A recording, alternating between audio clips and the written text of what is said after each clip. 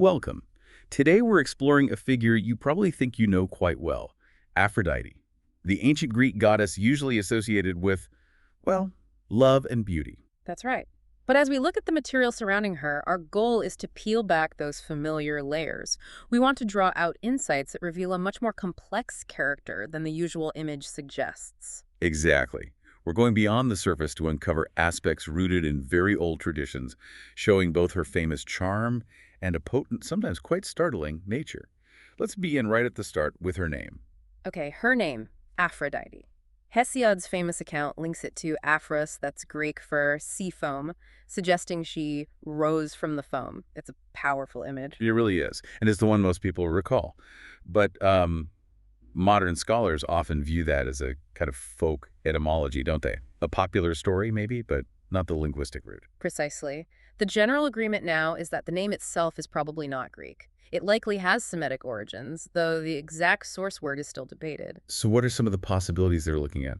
Well, some theories connect it to goddesses like Astarte. Others explore potential epithets, maybe something meaning she of the villages, or perhaps unique or sublime. There are other, less supported ideas too, Assyrian or Etruscan links, for instance. But it's significant that her name shows up in the Old Cypriot syllabary. That points eastward. Which suggests her worship might have arrived in Greece rather than starting there. Exactly. The evidence strongly indicates Near Eastern origins for her cult. It seems heavily influenced by the Phoenician Astarte, who in turn connects back to older Mesopotamian figures like Ishtar and Inanna. And wasn't it Pausanias who described how her worship spread geographically? Yes, he provides an account. He suggests the Assyrians were first, then the people of Paphos and Cyprus, followed by Phoenicians and Ascalon, who then introduced her cult to the island of Cythera. It maps a possible route. And we see echoes of those Near Eastern goddesses in Aphrodite's own characteristics. Oh, absolutely. Her deep connection with sexuality and procreation mirrors Ishtar and Inanna, and her title, Urania, heavenly, is particularly interesting. It directly parallels Inanna's title, Queen of Heaven. That suggests a connection beyond just earthly love, maybe a celestial aspect. It does. And what's also striking, and maybe surprising to some, is her warrior aspect. That's not usually the first thing people think of. Right, love and war seem opposite, but it's there in the early layers. It is, very much so. In Sparta, she was worshipped as Aphrodite area warlike.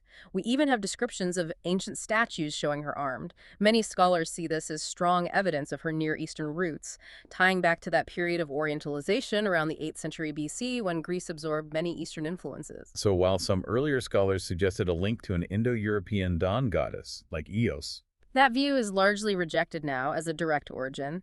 However, the material does note she might have absorbed some influence, perhaps shared traits like intense beauty, aggressive sexuality, taking mortal lovers, associations with red, white, and gold. and some interpretations see even the Hesiodic birth myth, the sea foam one, as potentially reflecting an Indo-European pattern alongside the Near Eastern links. Plus her connections to sky gods like Uranus and Zeus. It sounds like a complex mix. It really does suggest a blending of different ancient cultural streams in her formation. Okay, so moving from her origins, let's talk about how people actually knew her and addressed her. She wasn't just Aphrodite, was she? She had many epithets, That's right. And these epithets weren't just names. They highlighted different facets of her identity or related to specific local cults. like different roles she played or different ways people understood her power. Exactly. Her most common cultic name was Aurania, heavenly, used mainly in worship. This is often said in Pandemos for all the folk, which seems more connected to social harmony, persuasion pathos, and maybe help in seduction. I remember Plato's Symposium draws a philosophical line between them. Yes, one of the speakers there presents a dichotomy. Aphrodite Urania, born solely from Uranus, inspires a supposedly pure, perhaps more intellectual love, often interpreted as love between men, while the younger Aphrodite Pandemos, daughter of Zeus and Dione, inspires love between men and women, and is linked more to physical desire, even promiscuity. And later on, That got simplified into a kind of spiritual versus physical love distinction. That became a common later interpretation, yes. There's even a curious image of Aurania with her foot on a tortoise, sometimes read as symbolizing discretion in marriage. We also see geographical names, like Cytherea and Cyprus, directly linking her to those islands important in her birth myths. Correct. And in literature, a very common one is Philomedes, usually translated as smile-loving, though Hesiod, in his account of her birth from the foam around the genitals, gives it a much more explicit genital-loving meaning. Which is quite blunt. But artworks often do show her smiling, don't they? They often do. Then you have epithets like mechanitis, skilled in inventing, suggesting ingenuity, and automata, implying she's the source of spontaneous love. These capture a more active, dynamic power. But then, there are the darker ones. Oh. The material lists some really striking names. Yes, this is where we see that less familiar, more formidable side. Names like Melanus or Melena Black or Dark One, Scotia, also Dark One, then Androphanos, Killer of Men, Anosia, Unholy, and Timbericos, Gravedigger. Killer of Men, Gravedigger. That's intense. It's a world away from the usual image. What does that tell us? It reveals that her ancient worship wasn't just about romance or aesthetics. These epithets point to a deity connected with death, destruction, maybe fate. A power that could be incredibly dangerous, not just alluring. It hints at something more primal, perhaps even chthonic, or just the destructive potential inherent in powerful passions. And adding another layer of complexity, there was even a male version, Aphrodite, worshipped on Cyprus. In Amethyst, yes. Depicted with a female form but bearded, lifting his dress to show an erect phallus. A gesture apparently meant to bring good fortune. It shows how ancient ideas about gender and divinity could be quite fluid, and remnants of this might survive in the Hermaphroditus legends. We've touched on her birth, but the sources really lay out two main, quite different stories. They do. The most famous, the one everyone knows, is from Hesiod's Theogony. Cronus castrates his father Uranus, tosses the severed genitals into the sea. It's quite graphic. It is. And from the foam, Aphros, that gathers around them, the goddess grows and emerges, washing ashore near Cythera or Cyprus. Hesiod also adds that the drops of Uranus's blood hitting the earth gave rise to the giants, the Erinyes, Furies, and the Meliae, ash tree nymphs. And the material suggests this particular violent story might have non-Greek roots, maybe from the Hittite song of Kumarbi. That's a strong possibility. The Hittite myth involves a similar theme of castration and divine succession, suggesting a potential borrowing or shared ancient Near Eastern motif influencing this Greek version. Then the other version, much simpler, is in Homer's Iliad. There, she's the daughter of Zeus and Dione. Yes, a much less dramatic origin. Dione seems to be a feminine counterpart to Zeus, linguistically related, and they share an ancient oracle site at Dodona.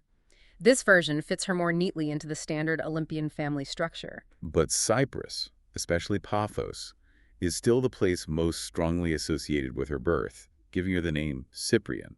Her sanctuary there was a huge pilgrimage site. Absolutely central. Cythera is often mentioned too, maybe as a stopping point, perhaps reflecting that eastward migration of her cult we discussed. Now, thinking about her myths, she's always portrayed as an adult, isn't she? No childhood stories. Correct. She arrives fully formed and immediately desirable, which leads into her relationships.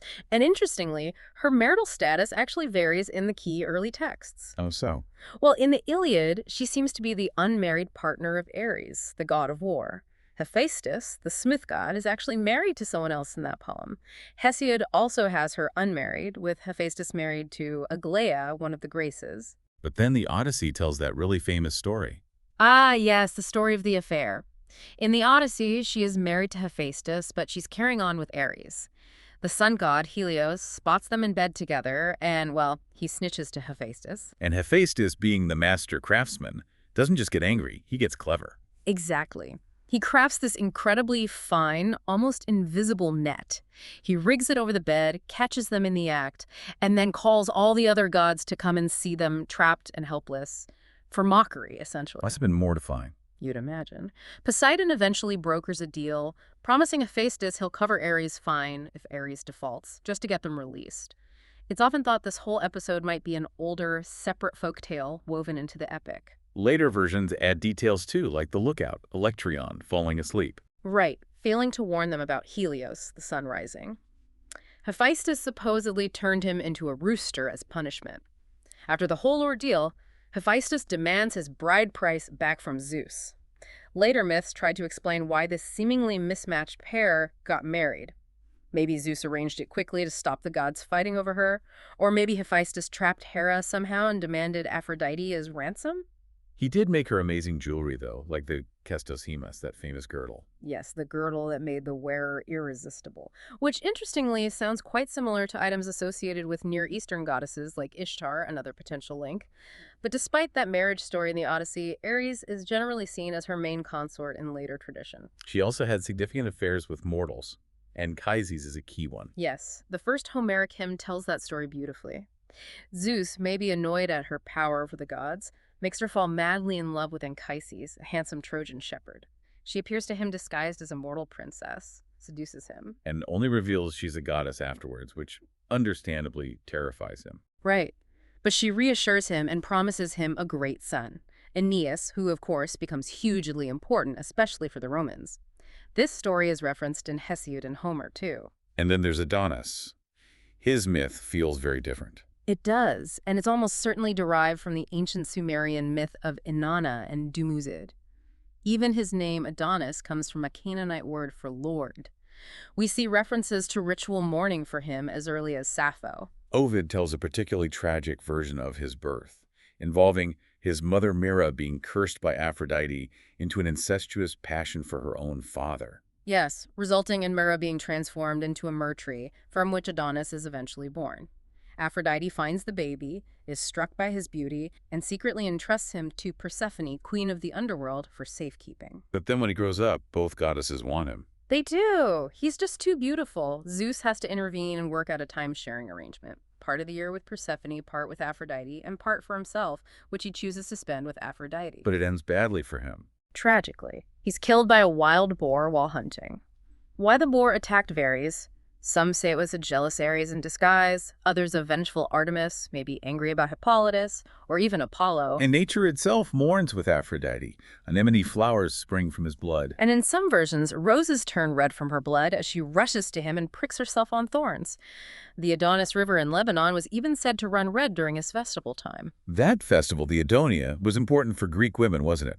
Planting those short-lived gardens of Adonis. Yes, planting seeds in shallow pots. They'd sprout fast in the heat, then wither quickly, perfectly symbolizing Adonis's brief, beautiful life. It was accompanied by loud public lamentation. It really highlights that intersection of intense love, beauty, and inevitable death within her domain. Okay, so we've seen her charm, her lovers, her grief. But the material really stresses she wasn't just passively admired. She acted, and her power was definitely double-edged. Incredible generosity to her favorites, but absolutely terrifying wrath against those who slighted her. That's fundamental to understanding her. She demanded respect, worship even. She wasn't just background beauty. Examples of her favor. Zeus having her make Pandora beautiful and alluring, helping Hippomenes win Atalanta with the golden apples. Exactly. Or bringing the ivory statue Galatea to life for the sculptor Pygmalion because his devotion was so pure, she could grant incredible blessings. But the flip side, the women of Lemnos ignore her sacrifices. And she curses them with a terrible body odor that drives their husbands away. The women then retaliate by murdering all the men on the island. It's brutal. In Euripides' play, Hippolytus is a stark example of her anger. Hippolytus worships only Artemis, shunning love and sexuality. Which Aphrodite takes as a personal affront, a challenge to her power. So she makes his stepmother Phaedra fall obsessively in love with him, knowing he'll reject her. This sets off a catastrophic chain. Phaedra's suicide, her false accusation against Hippolytus, his father Theseus cursing him, Poseidon fulfilling the curse. It's utter devastation, all stemming from Aphrodite's wounded pride. She drives Glaucus's horses mad because he wouldn't let them mate, and they tear him apart. She curses Eos, the dawn goddess, with constant lust because Eos slept with Ares. The Propoetides deny her divinity, so she turns them into the first prostitutes. It's a long list. She cursed Myrrha with incestuous desire because Myrrha's mother boasted about her daughter's beauty. She cursed the daughters of Tyndareus, including Helen of Troy, to be unfaithful because their father forgot her in a sacrifice, which of course has enormous consequences. The material even hints she might have engineered the Trojan War partly to benefit her own descendants, like Aeneas. That adds a layer of calculation to her actions. It does. She cursed Pasiphae with lust for a bull leading to the Minotaur, maybe because Pasiphae neglected her, or maybe as revenge against Pasiphae's father Helios, the sun god, for revealing Aphrodite's affair with Ares. And for that tattling, she cursed Helios himself with obsessive love for Leucotho. It shows her power wasn't just about attraction. It was a force that could warp reality, inflict madness, and cause immense suffering if she felt disrespected. And perhaps the most famous instance of her direct intervention causing massive upheaval is the Judgment of Paris, the event that really kicks off the Trojan War. Right, the wedding of Peleus and Thetis. Everyone's invited except Eris, the goddess of discord. Not a good move. Definitely not. So Eris tosses in that golden apple inscribed for the fairest, which immediately creates a dispute between Hera, Athena, and Aphrodite. Zeus, wanting no part of that decision, passes the buck to a mortal, the Trojan prince Paris. Who is then approached by the three goddesses, each offering a bribe for his vote. Hera offers him rule over kingdoms. Athena offers wisdom and victory in war. But Aphrodite offers him the most beautiful woman in the world, Helen, wife of King Menelaus of Sparta. And Paris, perhaps predictably, chooses Helen. He gives the apple to Aphrodite, securing her favor but earning the undying hatred of Hera and Athena, who then throw their full support behind the Greeks in the war that follows. His choice seals Troy's fate. And Aphrodite is a very present figure in Homer's Iliad. In Book 3, she famously spirits Paris away from the battlefield, just as Menelaus is about to defeat him in single combat. She then appears to Helen, persuading, maybe strong-arming her to go to Paris, reminding her of his beauty but also hinting at punishment if Helen defies her. Helen obeys. She even tries to fight herself at one point, doesn't she, to save her son Aeneas? Yes, in Book 5, she tries to shield Aeneas from the Greek hero Diomedes, but Diomedes, actually guided by Athena, manages to wound Aphrodite in the wrist. A goddess being wounded by a mortal. It's a significant moment. She flees back to Olympus in tears, is comforted by her mother Dione, and Zeus gently tells her that war isn't really her sphere. She should stick to love and marriage. It's noted there's a parallel here with Ishtar being wounded in the Epic of Gilgamesh, another interesting echo. She also lends her magic girdle to Hera later in the Iliad. That's right. So Hera can seduce Zeus and distract him, allowing other gods to intervene against the Trojans while he's occupied, using her power of allure as a strategic tool. And she shows up again later to help Ares off the field when he's wounded by Athena. She's definitely committed to her favorites on the Trojan side. Now, thinking about her children, the accounts seem really varied. It sounds like poets often added their own ideas. Very much so. The sources present a real patchwork of offspring with different fathers attributed. Aeneas, her son with the mortal Anchises, is probably the most consistently named and certainly the most significant historically, thanks to the Romans tracing their lineage back to him. Phobos, meaning fear or panic, is also regularly cited as her son with Ares. Who else gets mentioned? Deimos, terror, is often paired with Phobos as Ares' son by her. Harmonia, who marries Cadmus of Thebes, is frequently their daughter. Then you have the Erotes, plural loves or desires, like Eros himself, Enteros, requited love, Himeros, longing, Pothos, yearning. They're often her attendants, sometimes her sons, usually with Ares again, but Eros' parentage is particularly complicated. Right, because Hesiod doesn't make him her son at all, does he? He presents Eros as one of the first cosmic forces. Exactly. A primeval power who exists alongside Chaos and Gaia. Only after Aphrodite's dramatic birth does Eros become her constant companion, along with Himeros. Sappho calls him the son of Aphrodite and Uranus. The idea of Eros being the son of Aphrodite and Ares doesn't actually appear in surviving texts until the Hellenistic period, around the 3rd century BC. But the Romans really ran with the idea of a Cupid as her winged son. Priapus is another interesting figure, sometimes named as her son, often with Dionysus, but sometimes Hermes or others. Yes, Priapus, the rustic god of fertility, often depicted with exaggerated genitals, associated with gardens and luck. There's a story that Hera, jealous of Aphrodite, cursed him while he was still in the womb, making him ugly and deformed, causing Aphrodite to abandon him at birth. But he was found useful for protecting orchards and promoting fertility. Others mentioned include Hermaphroditos, usually with Hermes, Rhodos, namesake of Rhodes, sometimes with Poseidon, and figures like Beroe, Golgos, Eryx, even Peitho, Persuasion herself in some traditions.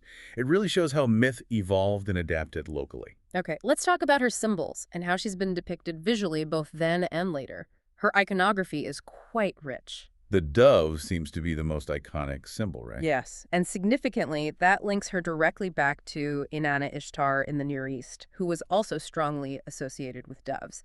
The Greek word for dove, perstera, might even derive from a Semitic phrase related to Ishtar.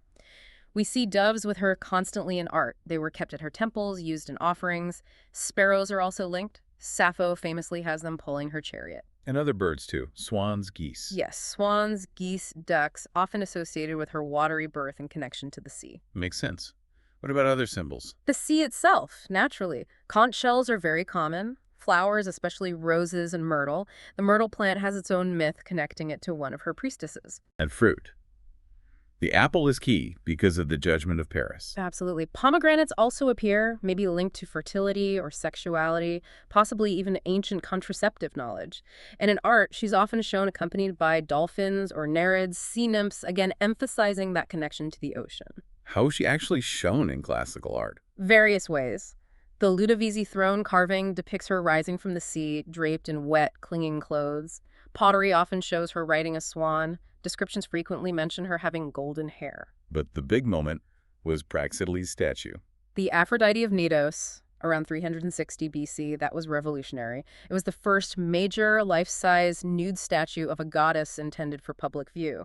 Hugely famous, widely copied, praised for its beauty, but also quite scandalous at the time. It shows her modestly shielding herself as if surprised while bathing. And there was a famous painting too, Aphrodite and Diomede. By Apelles, yes. Aphrodite, rising from the sea, apparently inspired by watching the courtesan Phryne bathing nude in the sea. Pliny tells us it was his most celebrated work, though sadly it doesn't survive. In the Hellenistic and Roman periods, statues of Aphrodite, or Venus, as the Romans called her, became incredibly popular. Many were variations on that Knidos type.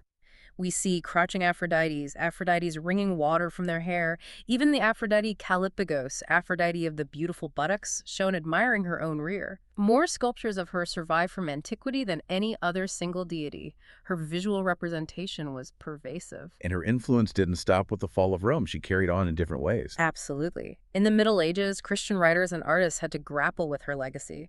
Sometimes her imagery was adapted. Her birth from the sea was even used in the East as a metaphor for Christian baptism. Folk traditions, like tales of the Venusberg, persisted in Europe. How did Christian thinkers view her? It varied. Some, like Fulgentius, saw her purely negatively, as an allegory for lust, her nakedness, her link to the chaotic sea representing lust's dangers. Others, like Isidore of Seville, tried to find a more acceptable place for her, suggesting she could represent legitimate marital procreation. She remained known largely through Latin authors like Virgil and Ovid, who are staples of medieval education. Then the Renaissance saw a huge resurgence of interest in classical themes. A massive resurgence. Her birth from the sea became a hugely popular subject for painters like Botticelli, Titian, Raphael, often consciously trying to recreate those lost famous paintings of antiquity. And artists continued depicting her through the Baroque, Neoclassical, Victorian eras, Rubens, Velázquez, Ingres, Cabanel, Leighton, Rossetti, right up to modern times, sometimes reverently, sometimes controversially, sometimes ironically, like Manet's Olympia, which parodied the reclining Venus pose. And in literature, too, Shakespeare wrote about her. His erotic poem, Venus and Adonis, was incredibly popular in its day. She keeps appearing in literature, sometimes in stories about statues coming to life, sometimes used to explore themes of desire, beauty, or even in feminist reinterpretations. And as the material notes, her name is still widely used today, often just for its connotations, on books and products only vaguely related to her actual domain. Her cultural resonance is immense. And it's worth mentioning, her worship isn't just ancient history. She exists in modern neo-pagan religions. Gleb Botkin founded a Church of Aphrodite in the U.S. in 1938. She's often seen as a major aspect of the goddess in Wicca, invoked for love spells.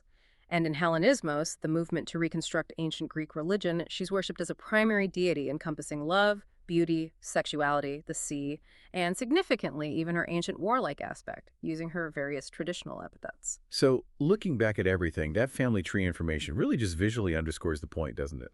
The different parentage stories, her complex web of relationships. There wasn't one single, simple version of Aphrodite. Not at all. Which brings us back to where we started. This exploration reveals Aphrodite as so much more than just the goddess of simple affection or physical beauty. We've seen her complex origins, likely blending Near Eastern and maybe some Indo-European threads. Her huge range of epithets reflecting diverse roles, from smile-loving all the way to killer of men, the conflicting birth stories, the inconsistent marriage accounts, and that powerful duality capable of profound blessings and absolutely terrifying rage. Her image has shifted and been reinterpreted through art and literature for millennia, and she continues to inspire devotion and interest today, often in ways that acknowledge that ancient complexity.